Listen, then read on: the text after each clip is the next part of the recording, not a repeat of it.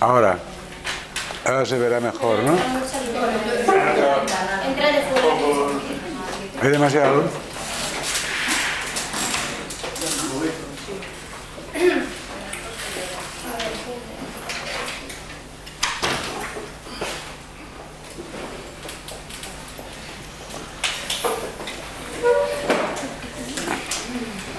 Bueno, vamos a comenzar ya. ¿Estamos todos?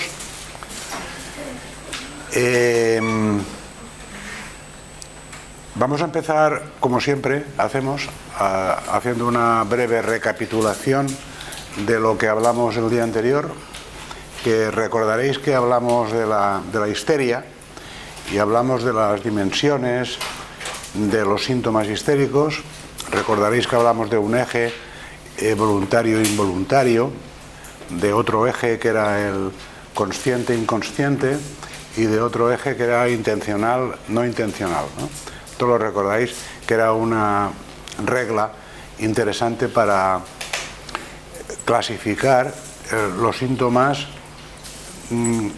somatomorfos y para establecer una diferenciación entre aquellos que eran puramente conversivos, otros que eran, digamos, psicosomáticos, otros que eran facticios y otros que eran la simple simulación, ¿no?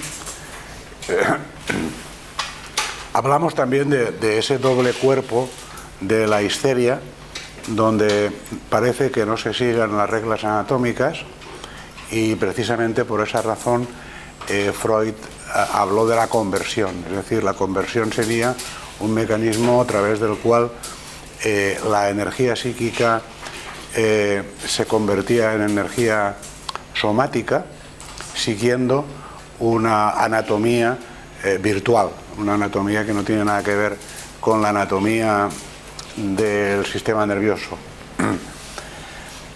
También recordaréis que hablamos del caso de Pauline, que era aquella chica que comenzó con un cuadro de infecciones urinarias y terminó siendo una histeria de conversión. Más tarde hizo somatizaciones múltiples hasta que hizo un cuadro convulsivo y un cuadro de parálisis en las piernas. Recordaréis cómo la cosa terminó bastante bien porque se casó con un fisioterapeuta, o se enrolló con un fisioterapeuta, que es el que le hacía de... ¿Os recordáis el caso, no? El que le hacía de sostén de la enfermedad, ¿no? Bueno, pues hoy vamos a hablar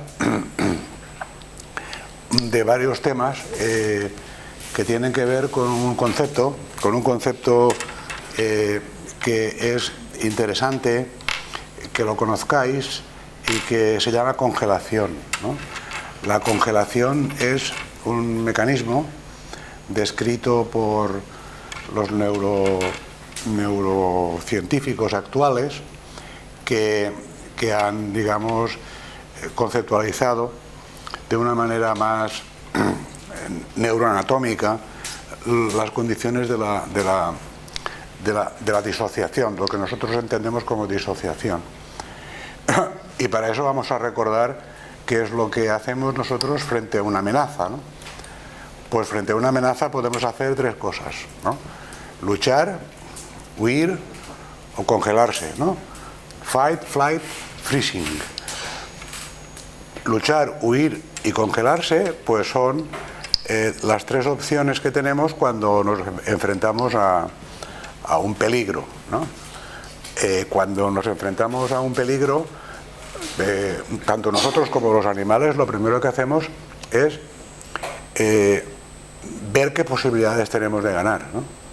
Si tenemos posibilidades de ganar, pues utilizamos el fight.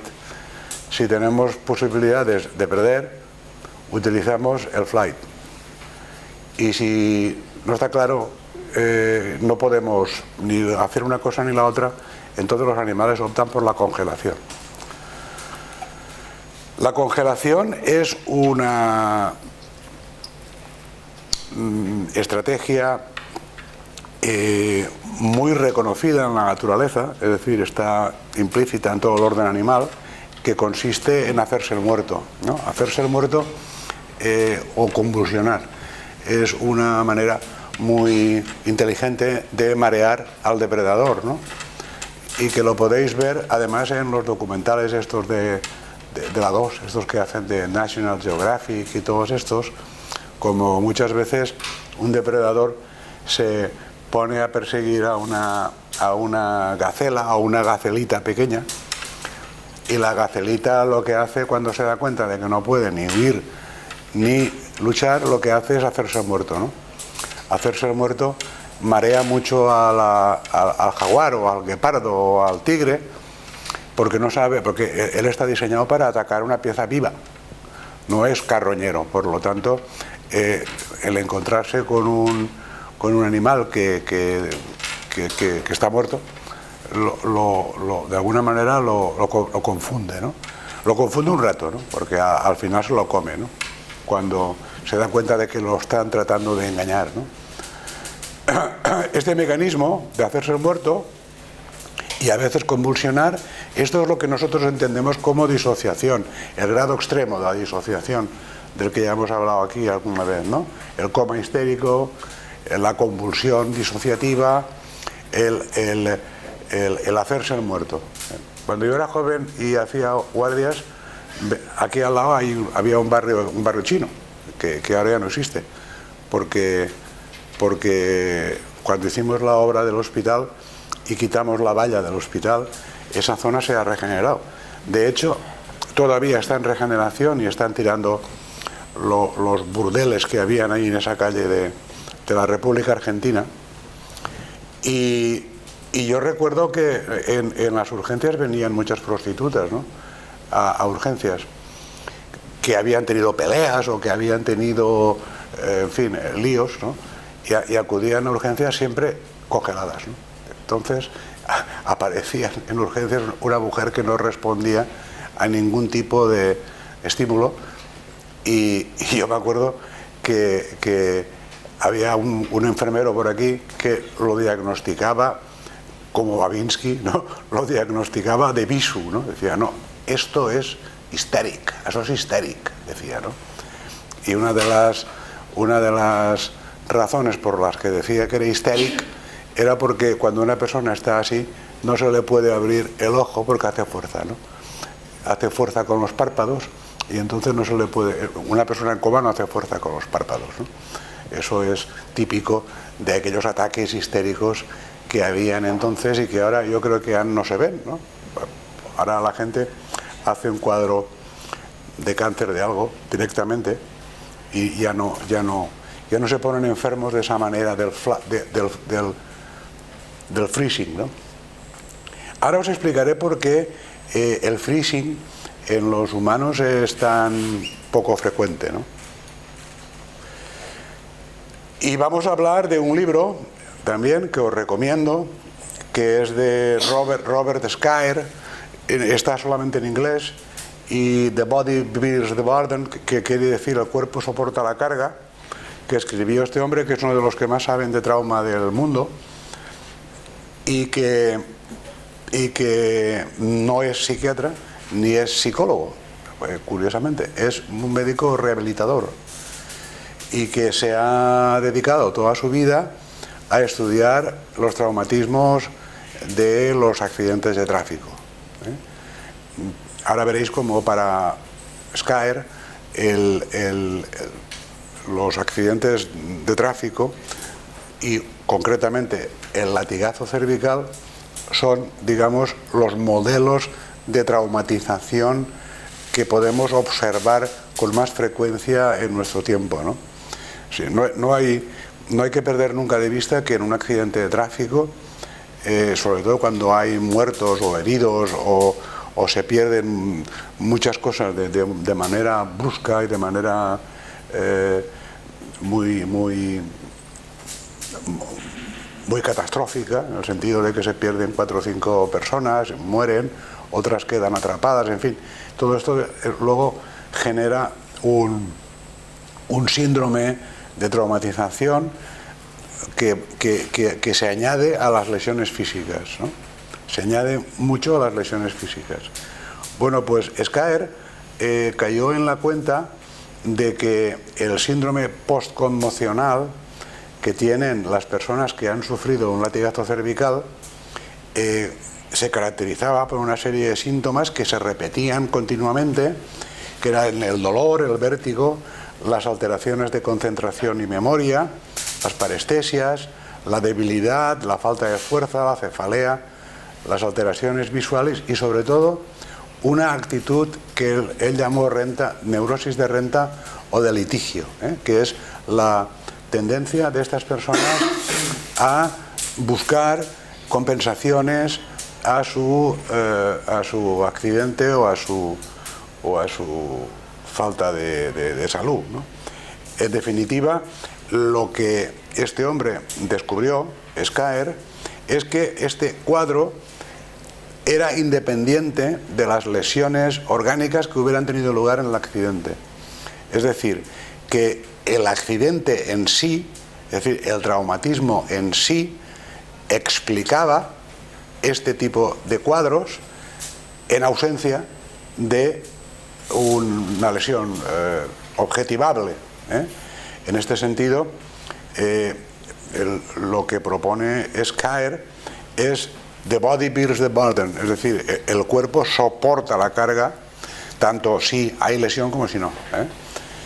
Es muy interesante el caso de los latigazos cervicales porque yo no sé si vosotros tenéis experiencia en esto, pero preguntad siempre en un cuadro de dolor crónico, en un cuadro de estos de dolor neuropático que se llama como la fibromialgia y estos cuadros que ahora son tan frecuentes, preguntad siempre el origen y veréis y os encontraréis con la sorpresa de que todo comenzó con un latigazo cervical, ¿no? Que es un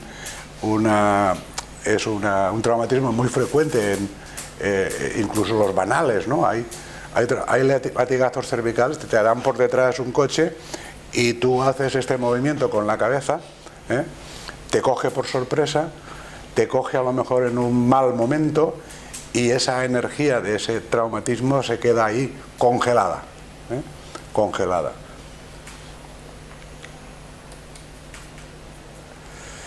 El problema de la congelación es que los humanos venimos diseñados de serie muy mal para la congelación. Los animales, vosotros habréis visto muchas veces que cuando un perro pues tiene un accidente o cualquier animal, lo primero que hace es sacudirse, ¿no? Cuando se levanta se sacude y se descongela, ¿no? Se descongela. Nosotros no hacemos esto, ¿no? Nosotros no tenemos ese instinto de descongelación y por lo tanto es muy poco frecuente que tengamos esa experiencia de descongelación. A mí una vez me cogió un toro cuando era joven y recuerdo que estuve congelado durante algunos segundos o no sé, porque no sé cuánto tiempo pasó. Estuve congelado, el toro me pasó por encima, en fin, un lío. Y cuando pasó todo me tuvieron que levantar, ¿no? los amigos, porque me había quedado congelado, ¿no? Te quedas congelado quiere decir en analgesia, en anestesia y disociado. O sea, te quedas disociado, no sabes dónde estás, ¿no? Y luego te has de mover, ¿no? Porque si no te mueves, no te descongelas, ¿no? Y entonces esa energía queda atrapada y sin saber por dónde salir. De hecho, hay mucha gente que cuando tiene un susto, luego tiene convulsiones. Y las convulsiones está demostrado que inhiben el desarrollo de un TEP. Es decir, que son muy buenas las convulsiones. Cuando vayáis por la calle y veáis a una persona convulsionar, no tratéis de que deje de convulsionar. No tratéis de despertarlo, de moverlo, dejadlo convulsionar, porque la convulsión tiene un efecto protector contra el TREP, ¿no? Y los humanos, la verdad es que solamente nos colapsamos de esa manera cuando hay una amenaza para la vida, ¿no? en experiencias cercanas a la muerte, vosotros habréis oído decir eso del rollo ese del túnel, y de que ves un túnel y al final ves una luz y todo ese tinglado. Bueno, pues todo eso es una forma de disociación, una forma de analgesia, una forma de anestesia, una deplección de endorfinas y de cannabinoides, y entonces esa deplección, ese pulso de cannabinoides y endorfina que te relaja y que te prepara para la muerte, pues es uno de los aspectos de estos mecanismos que la filogenia ha capturado y que en nosotros tienen muy mala expresión, ¿no? Los animales se congelan con mucha frecuencia, pero nosotros los humanos tenemos una dificultad para la congelación, porque nosotros los humanos lo que hacemos es otra cosa, y es la internalización. Es decir, lo que hacemos es una especie de asimilación cognitiva de lo vivido, ¿no? En lugar de hacer sacudidas o en lugar de hacer este tipo de... Los animales se congelan con mucha frecuencia. ¿Vosotros sabéis cómo se hipnotiza una gallina? No tenéis gallinas nadie, ¿no? Habéis visto gallinas en el corral, supongo. ¿Tú sabes cómo se hipnotiza una gallina? ¿Eh? En la tele yo lo que he visto es que les dan la vuelta. ¿Lo has visto? En la tele. ¿Pero no lo has hecho nunca? No, en la tele no. Pues es muy fácil. La gallina es muy hipnotizable, como casi todos los animales, si sienten la inmovilidad. Es decir, tú inmovilizas a una gallina con las manos en el suelo, y le haces creer que está atada o inmovilizada, ¿no? Para lo cual le pintas delante de los ojos con una tiza en el suelo una línea para que ella crea que eso es una correa, y entonces la gallina se queda congelada. ¿Por qué? Porque cree que no se puede mover. Ella cree que no se puede mover y por lo tanto no se mueve, ¿no? Entonces la congelación en los humanos es bastante complicada, ¿no? Bastante difícil. ¿Por qué? Porque tenemos otros mecanismos de reconocimiento de nuestro estado real, ¿no? Es decir, que en nuestra especie existe una aparente falta de descarga de la energía autónoma después de haber ocurrido una congelación. En vez de ello, lo que parece ser es que esta supresión de la congelación pues es lo que nos hace tan vulnerables al TEP o al estrés postraumático o a desarrollar a largo plazo síntomas traumáticos o postraumáticos, ¿no? Y otras cosas que ahora veréis. Una de las razones más importantes por las que nosotros somos tan vulnerables al trauma y al estrés es porque estamos domesticados. Nosotros somos simios domesticados. El síndrome de domesticación es una teoría de Brangram, que está ahí en ese artículo, y que viene a decir algo así como que los seres humanos hemos sufrido a lo largo de nuestra evolución un proceso de autodomesticación. Es decir, no nos ha domesticado nadie, sino que nos hemos autodomesticado, ¿no? Y bueno, esto es lo mismo que decía Freud en el malestar de la cultura, solo que esto lo dicen de otra manera, ¿no? La idea es la misma, es decir, los seres humanos estamos sometidos a la cultura y la cultura suprime el instinto. A más supresión del instinto, más domesticación y más neurosis. Es así de sencillo, ¿no? A más supresión del instinto, más neurosis. Bueno, pues parece ser que la domesticación humana tiene características neuroanatómicas y explicaciones neurofisiológicas, ¿no? La idea del síndrome de domesticación es que, bueno, no sé si sabéis que existen especies que han sido domesticadas y otras especies que no lo han sido. Por ejemplo, el perro, ¿no? El perro es una especie domesticada que procede del lobo y hay una serie de selección artificial a través de la cual pues al final los perros se han convertido prácticamente en muy parecidos a nosotros, ¿no? Animales de compañía, ¿no? Los gatos son más difíciles porque son de otra calaña, pero hay una serie de experiencias neurocientíficas que apoyan la conversión de un animal silvestre en un animal domesticado, como por ejemplo los zorros plateados de Belayev, ¿no? Que es un ruso que ha hecho experiencias en este sentido de domesticar a los zorros salvajes, haciéndoles que se acostumbren a la compañía humana, ¿no? Pues una de las cosas que descubrió Belayev es que la domesticación simplemente de lo que se trata es de seleccionar la docilidad, ¿no? Seleccionar la docilidad, acostumbrar al animal a la compañía humana, y que esto tenía modificaciones en el fenotipo. Es decir, cuando un animal se domestica, no solamente le cambia el psiquismo del animal, sino la forma, el pelaje, los ojos y otras características que ahora veremos, ¿no? Pues bueno, una de las cosas que descubrieron estos señores, Brangan y los de la domesticación, es que, como veremos después, eso está relacionado embriológicamente con el canal neural, ¿no? Luego os explicaré esto del canal neural, porque es muy interesante para entender por qué nosotros, los seres humanos, somos tan sensibles a la traumatización, ¿no? Y al estrés.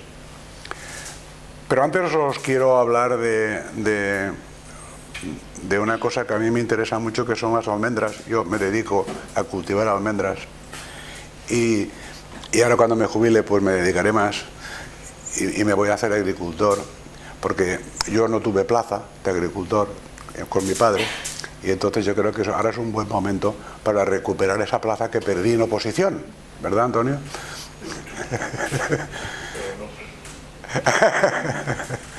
Bueno, almendras y bellotas. Eso que veis ahí, esa fórmula que veis ahí, es la amigdalina. Y la amigdalina, veréis que tiene un átomo de nitrógeno, ¿lo veis? Que tiene un átomo de nitrógeno ahí abajo. Todo lo que lleva un átomo de nitrógeno es un alcaloide. Y un alcaloide es un veneno. Todo lo que lleva un átomo de nitrógeno es un veneno. Y además es amargo. De manera que las almendras y las bellotas desarrollaron una forma de defensa para que no se las comieran, que era un gen que se dedicaba a fabricar amigdalina. Aún hoy, cuando comemos almendras, ¿verdad?, nos sale alguna de almendra amarga, y no nos intoxicamos porque es una, ¿no? Pero si fuera toda la bolsa, pues nos intoxicaríamos, sería una intoxicación por cianuro, porque eso es un derivado del cianuro. El cianuro es muy parecido a eso. Ves que tiene el carbono y el nitrógeno ahí colgando. Bueno, pues las almendras y las bellotas tienen el mismo veneno, el mismo. Y sin embargo, las almendras han sido domesticadas y las bellotas no. De tal manera que las bellotas solamente las consumen los cerdos y las ardillas, ¿no? Porque ellos han desarrollado un gen antídoto contra la amigdalina. Pero nosotros, si nos tomáramos bellotas, pues nos moriríamos de un cólico miserere, ¿no?, de aquellos de antes. Nos moriríamos. ¿Por qué las almendras son comestibles y las bellotas no? ¿Alguien tiene alguna idea? Bueno, las almendras son comestibles porque se ha producido con ellas un proceso de selección artificial. Eso que se llama agricultura, se llama agricultura precisamente porque no consumimos los frutos que nos ofrece la naturaleza de una manera directa. Los frutos que ofrece la naturaleza de manera directa, casi todos son tóxicos, ¿no? Para empezar, el tomate. No sé si sabéis que el tomate es una solanácea del mismo estilo que el beleño o la belladona. Es un veneno anticolinérgico. Y sin embargo el tomate es comestible gracias a una serie de pases, de hibridaciones que han hecho que pierda su toxicidad, ¿no? Es decir que de manera natural no existen alimentos comestibles si no se hace algo con ellos, ¿no? Y lo que se hizo con las almendras es que alguien dijo, hombre, esta almendra no es amarga, esta almendra está buena, pues cojo esa almendra y de esa almendra voy a hacer una estirpe de almendras, ¿no? De tal manera que las almendras que hoy en día comemos están domesticadas, es decir, están seleccionadas artificialmente por el hombre para podérnoslas comer, ¿no? ¿Y por qué las bellotas no? Pues porque las almendras tienen, la amigdalina de las almendras depende de un gen y la amigdalina de las bellotas depende de múltiples genes. De tal manera que es más fácil domesticar las almendras que las bellotas. Pero además hay más. Y es que un almendro tarda 4 años en producir. Y una encina tarda 40 años en producir.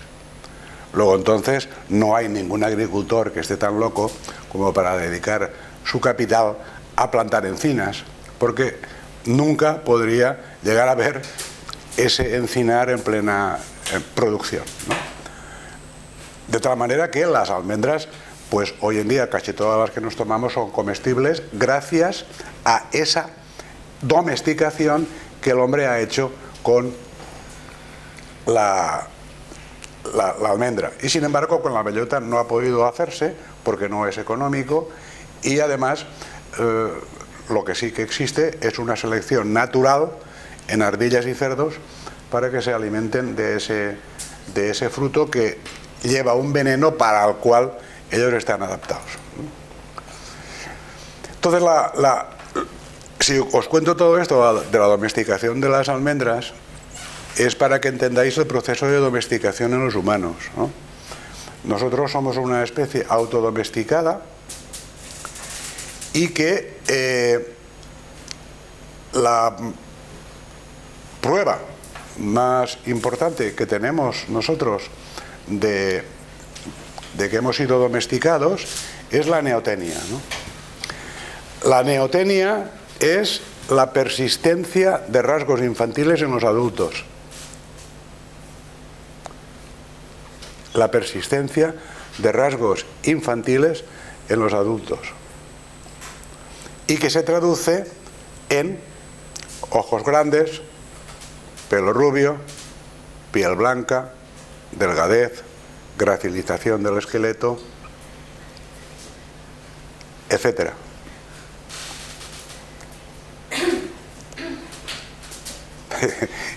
Yo os estoy mirando a los gráciles. Somos muy gráciles. Y eso se traduce anatómicamente en accidentes en el tubo neural embriológico. Es decir, tenemos las amígdalas más grandes y las cápsulas suprarrenales más pequeñas. Es decir, tenemos una menor temerosidad. Vosotros no sé si alguna vez habéis cazado pájaros, pero cazar pájaros es muy difícil, a no ser que sea de formas ilegales, con formas ilegales, ¿no? Pero cazar pájaros es muy difícil, porque los pájaros tienen mucho miedo, ¿no? Y se pasan el día mirando por dónde le va a venir, ¿no? Por dónde le va a venir el depredador. Los pájaros son imposibles de cazar al vuelo y muy difíciles de engañar, ¿no? ¿Por qué? Porque son muy temerosos. Nosotros hemos perdido temerosidad. Y a cambio de eso tenemos una mayor reactividad al estrés crónico y porque tenemos unas amígdalas más grandes y unas cápsulas suprarrenales más pequeñas, es decir, una reacción de cortisol mucho más sostenida en el tiempo. Y eso se traduce en la disminución de la agresión y el aumento de la docilidad.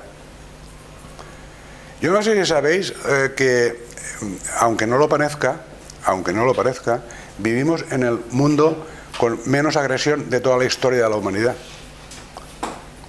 El número de homicidios, que es, digamos, la variable que suele investigarse, no para de descender desde 1900 para acá.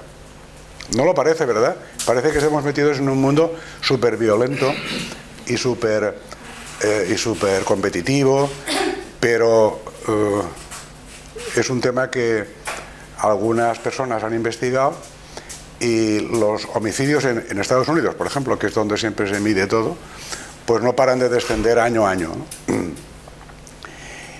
La disminución de la agresión y el aumento de la docilidad correlacionan con la neotenia y con la domesticación humana, ¿no? A cambio de eso, hemos suprimido el mecanismo de la congelación y lo hemos sustituido por mecanismos de mentalización, lo que antes os contaba. A cambio de eso, tenemos una capacidad para la anticipación, pero no para la respuesta temerosa, La anticipación del miedo, lo que llamamos ansiedad, la tenemos mucho más formalizada y evidente, pero a cambio de eso somos menos temerosos. Nos metemos en líos y buscamos el peligro casi de una manera inconsciente, ¿no? Solo tenéis que ver la gente cómo se mete en riesgos, ¿no? En riesgos estúpidos, porque ha perdido temerosidad, ¿no? O reacciona con menos temerosidad. También ha aumentado nuestra capacidad para mostrar indefensión, que como sabéis es uno de los ejes en los que pivota siempre el estrés. Es decir, si uno no siente que no puede hacer nada y que haga lo que haga no va a tener éxito, pues evidentemente eso genera mucho estrés, ¿no?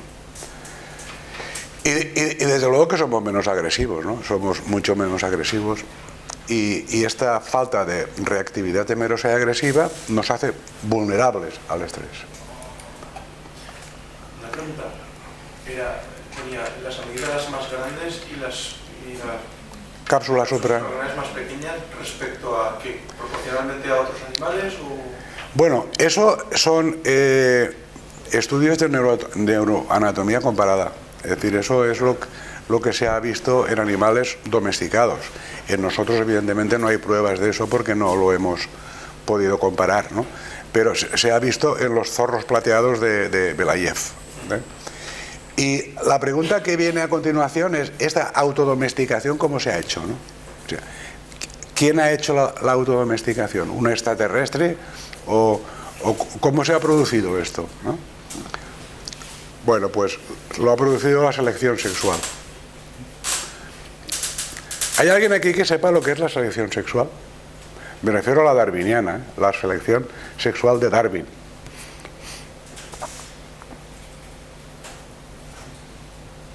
¿Nadie lo sabéis lo que es la selección sexual? Selección sexual es la selección de rasgos que hace el sexo opuesto. Es decir, la selección de rasgos quiere decir aquello que es atractivo para el sexo opuesto. Este tipo de selección sexual se supone que tuvo lugar ahí, en esa zona de Europa, que veréis en azul, que es la que quedó atrapada en la última glaciación, y ahí pasaron cosas muy interesantes desde el punto de vista de nuestra especie, ¿no? Muy interesantes. Ahí nacieron los ojos azules, nacieron las rubias, las que se hacen la rubia también. Por cierto, ¿por qué las mujeres quieren ser rubias? A ver, ¿quién lo sabe? O ese chiste que dice hacerse la rubia, ¿eso qué quiere decir? ¿Alguna rubia por aquí? ¿Alguna rubia de verdad por aquí? ¿Por qué creéis vosotras, las morenas, que las mujeres quieren ser rubias?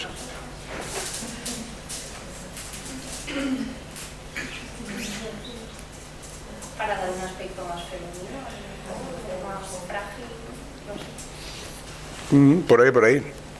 Hombre, porque son menos frecuentes, ¿no? Sí.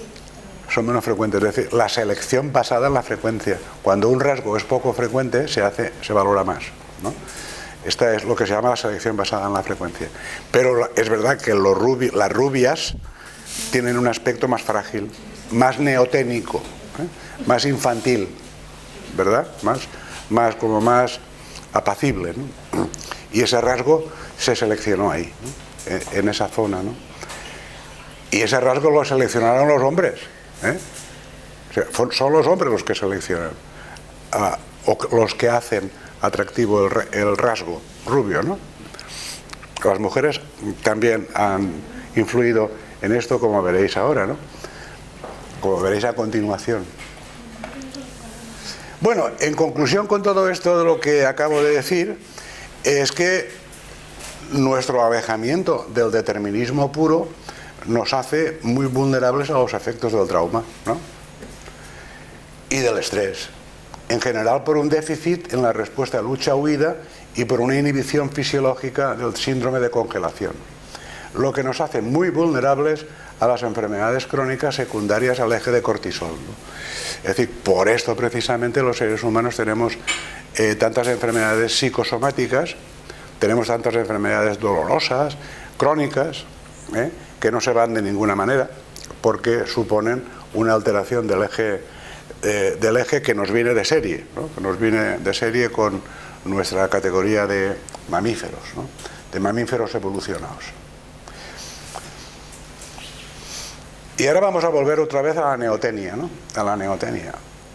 Aquí tenéis el tipo de mujer que gusta ahora a los hombres, el tipo de chica que parece una muñequita, ¿verdad? Con esos ojitos azules grandes como estilo Walt Disney, ¿no? El ratón Mickey, ¿no? Esos ojos tan grandes, ese aspecto desvalido, ese aspecto desnutrido, este aspecto de desvalimiento, esto se llama neotenia, y esto es producto de la selección sexual, ¿eh? Los hombres les gustan a las mujeres así, ¿no? Y por eso las mujeres así han evolucionado, ¿no? Sobre todo cuando hay pocos hombres, porque una de las variables más importantes es la ratio sexual, es decir, cuántas mujeres hay en un sitio y cuántos hombres hay en ese sitio, ¿no?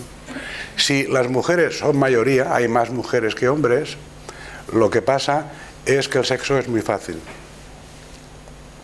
Y entonces los hombres se hacen vagos y no trabajan y no aprueban el MIR. ¿Comprendéis, verdad? Lo que está pasando ahora. Es decir, a más facilidades sexuales, que tiene que ver con el reparto y que tiene que ver con el número y la ratio, los hombres se hacen más vagos. Al contrario, cuando las mujeres son minoría, entonces los hombres se hacen más trabajadores y más proveedores. Es decir, y esto parece ser que es lo que sucedió en la Europa de la glaciación. Es decir, había un exceso de mujeres porque los hombres morían en accidentes de caza, y entonces el ser mujer, el ser hombre era algo apetecible, ¿no? Como en Rusia ahora. Vosotros sabéis que ahora en Rusia hay muchas mujeres solteras que buscan marido, lo sabéis, ¿no? ¿No lo sabéis? No estáis al día, ¿eh? Rusia es uno de los países donde la ratio sexual es más favorece más a las mujeres. Hay casi 3 mujeres por cada hombre. Entonces hay muchas mujeres solteras. Y esas mujeres solteras, que están buenísimas, por cierto, porque son neoténicas todas, rubias y así delgadas y sexualmente desenfrenadas. Entonces estas mujeres buscan marido en España o donde sea, ¿no? Y además pues tienen mucho éxito desde el punto de vista del emparejamiento, ¿no? Bueno, pues esto es un ejemplo de una comunidad, en este caso Rusia, ¿no?, donde hay un exceso de mujeres, ¿no? Entonces lo que sucede es que los hombres son vagos, vodka, mucho vodka, y poca, digamos, disposición a emparejarse, poca disposición a proveer a la familia, ¿no? Típico, mujeres jóvenes que ya tienen con hijos y todo, ¿no?, que busquen maridos fuera, ¿no? Eso es muy frecuente de los países del este. Y por supuesto los hombres en los países del este tienen mucho más prestigio que aquí, ¿no? Aquí los hombres no pintamos nada, pero en los países del este el ser hombre aún tiene algo de mérito, ¿no? Y eso es producto de la selección sexual, ¿no? Bueno, está claro lo de la selección sexual, o queda alguna duda respecto a eso. Antes os he puesto una foto de una chica que parece una Barbie, de esa chica que es, digamos, bueno, un extremo de la neotenia, ¿no? Pero hay un síndrome masculino, ¿no?, también. Se llama el síndrome de Johnny Depp. No sé si sabéis quién es Johnny Depp, ¿no? Es un actor de cine, guapo, ¿no? El tipo de guapura que ahora gusta a las mujeres, que es el hombre así como algo ambiguo, ¿no?, dulce, hablador, cariñoso, conversador, bailongo, ¿no? Este tipo de hombre que se parece tanto a la mujer, ¿no? Hay como se llama así, síndrome de Johnny Depp. Síndrome de Johnny Depp. Lo podéis buscar en internet y lo veréis, que no me lo estoy inventando. O sea, quiere decir que, fijaros vosotros cómo ha cambiado el modelo masculino de John Wayne ahora, ¿no? O sea, el héroe de cuando yo era joven, que era John Wayne y aquellos Kirk Douglas, ¿no? Aquellos hombres que eran de una pieza, ¿no? Eran tíos de una pieza. Eso se ha desdibujado y ahora el hombre más valorado por las mujeres es una especie de hombre Johnny Depp, ¿no? Así. No me mires con esa cara, que tú no te pareces a Johnny Depp. No, yo le decía a ti. ¿A mí? Sí, que tú no te pareces a Johnny Depp, hombre. No. Yo soy del pueblo llano. Del pueblo llano. Bueno, lanzo la siguiente pregunta. ¿Alguien sabe lo que es el kindling? ¿Alguien lo sabe? ¿Los médicos? Lo sabemos, de psicófanos. O sea, que ahora no me acuerdo cómo te explicaba. Era lo de las cerillas, ¿no? Que una vez que pasan algo, no es fácil que vuelva a ocurrir. Bueno, el kindling quiere decir encendido, y el encendido quiere decir que determinadas neuronas se excitan siempre juntas, ¿no? Y yo os lo voy a explicar de una manera para que lo entendáis para siempre, ¿no? Vosotros todos tenéis WhatsApp, ¿verdad? Todas y todos tenéis WhatsApp. Todos tenemos WhatsApp, hasta yo. Bueno, pues el WhatsApp es una cosa muy interesante para explicar el kindling. Es decir, cada grupo de WhatsApp es para una cosa, ¿no? Hay un grupo de WhatsApp con la familia, otro con los compañeros de trabajo, otro con los amigos que te vas de marcha, otro con los novios o las novias y otro con, yo qué sé, con los amigos de la universidad o lo que sea, ¿no? Es decir, cada grupo tiene su especialidad, ¿no?, por así decir. ¿Por qué? Porque si yo me voy de juerga esta noche, no voy a escribir en el grupo de WhatsApp donde esté mi padre, ¿no?, o mi madre. Voy a escribir en el grupo de WhatsApp donde haya gente que ya una vez salí con ellos de juerga y me divertí mucho, ¿no? Es decir, digamos, reclutamiento de neuronas que se hacen siempre al mismo tiempo, ¿no? Eso se llama kindling. Es decir, un grupo de neuronas que se estimulan o se excitan simultáneamente y que lo hacen cada vez con menos estímulo. Es decir, esto es un invento de Goddard, que era un señor que trabajaba con modelos animales para la prueba de fármacos antiepilépticos, y entonces buscaba una manera de hacer que las ratas tuvieran ataques epilépticos. O sea, de convertir a las ratas en epilépticas para poder luego probar los fármacos, ¿no? Lo hacían con tóxicos como picrotoxina o lidocaína, pero con experiencias ansiógenas o eventos estresantes, o con el alcohol, en fin.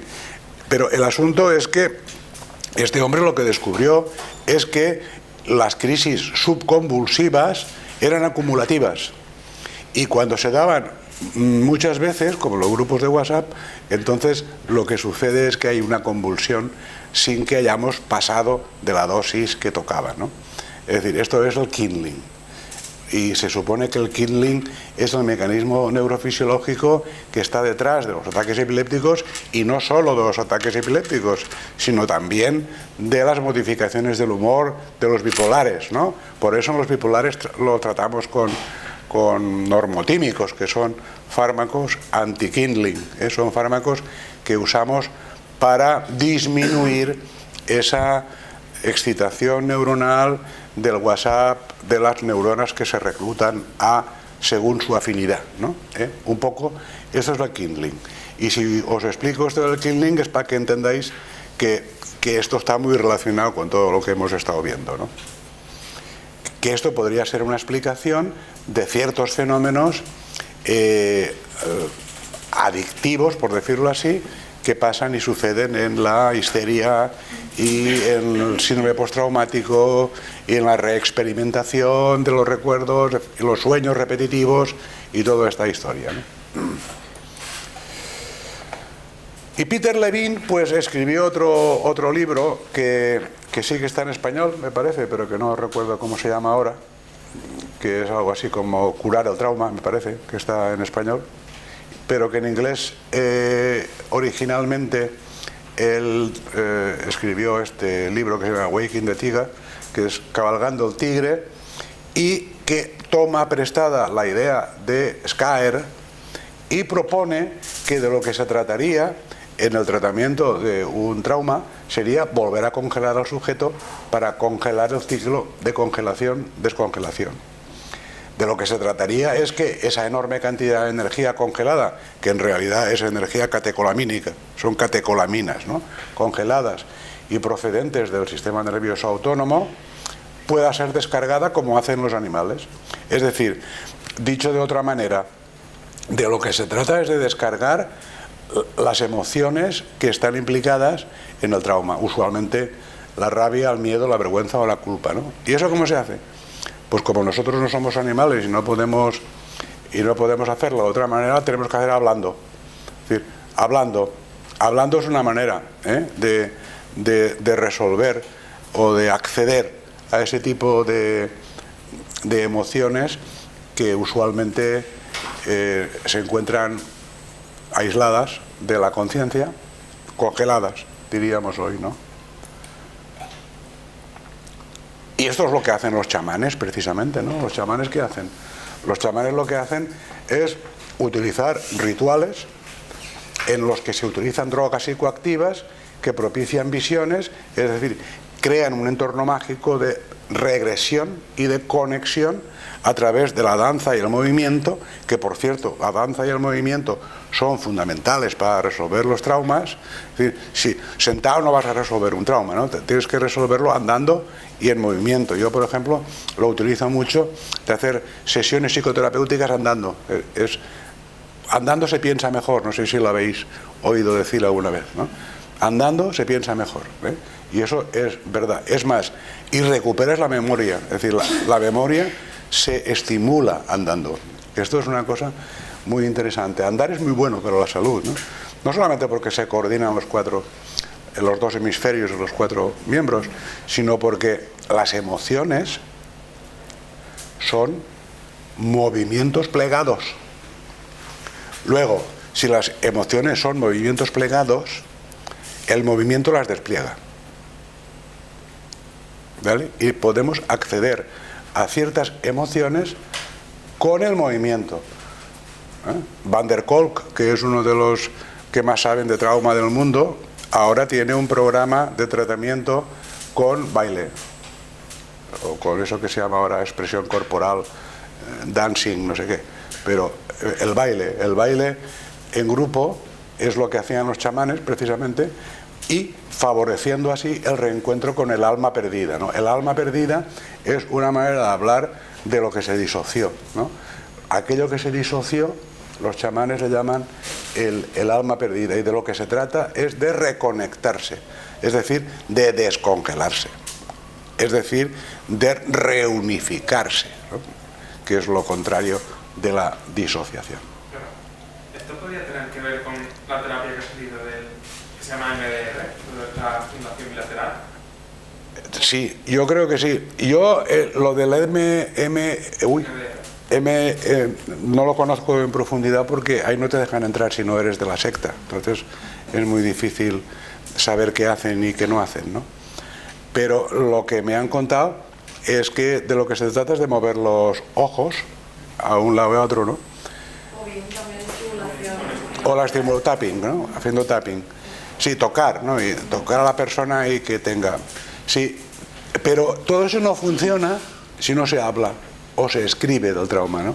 Lo que sí que está demostrado es que escribir sobre el trauma y luego hablarlo, es decir, relatarlo, con tapping o sin tapping también funciona, ¿eh? Y con los movimientos oculares yo no lo sé porque no lo he probado nunca, pero tengo opiniones a favor y en contra. No lo sé. Pero aquí Pardito no estuvo exacto, pues Lorena también ha estado, porque nos lo cuenten un día, eso si pueden contarlo, porque como es tan secreto, no sé si las dejarán, ¿no? Cuando una cosa es secreta, es decir, cuando una cosa está tan sectorizada, mal asunto, ¿no? Es como si tuviera una patente, ¿no? ¿Qué tontería? Si la ciencia es para todos. Y si no es para todos, no es ciencia, es otra cosa. Es fe, ¿no? O religión, o otra cosa, pero es absurdo que las terapias tengan patentes. Bueno, Peter Levine, aquí en esta página web que os he traído, tiene una página web donde habla de las experiencias somáticas, y para los que estéis interesados en ver su manera de trabajar, pues ahí tiene varios vídeos colgados que son gratis, aunque también si quieres pertenecer a la secta también te puedes apuntar. Es decir, que aquí todo tiene su parte de negocio y su parte de divulgación, ¿no? Es decir, curar el trauma en definitiva no sería otra cosa más que descongelar, ¿no?, a la persona, y descongelar a la persona tiene que ver con la descongelación de las emociones, ¿eh? Las emociones que estaban vinculadas con el trauma, que vuelvo a repetir, son siempre esas cuatro, ¿no? La rabia, el miedo, la vergüenza y la culpa, ¿eh? Esas cuatro emociones son las que están congeladas dentro del cerebro de la persona. Bueno, el próximo día, que será el viernes, sí, haremos el seminario 7, que coincidirá con la metaformación, y que os voy a hablar de la personalidad múltiple y de las tres caras de Eva, ¿no? Y nada, muchas gracias por vuestra atención.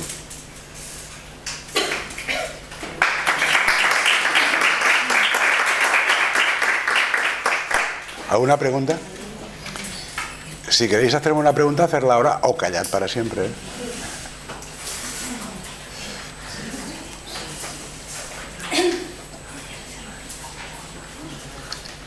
Este año me han dicho que vienen 2 chicas y un chico. De Mires, ¿no? De Pires no lo sé. 2 chicas. Como veis, eso se está convirtiendo en Rusia, ¿eh? En Rusia. Llegará un día en que los chicos serán todos vagos, no proveedores, no se casarán. José es el último de Filipinas, ¿eh? Estoy Ah. aquí, muy fuerte. ¿Tú tienes pareja, José? Sí. Pues habéis llegado tarde. ¿Una rubia? Y no es rubia,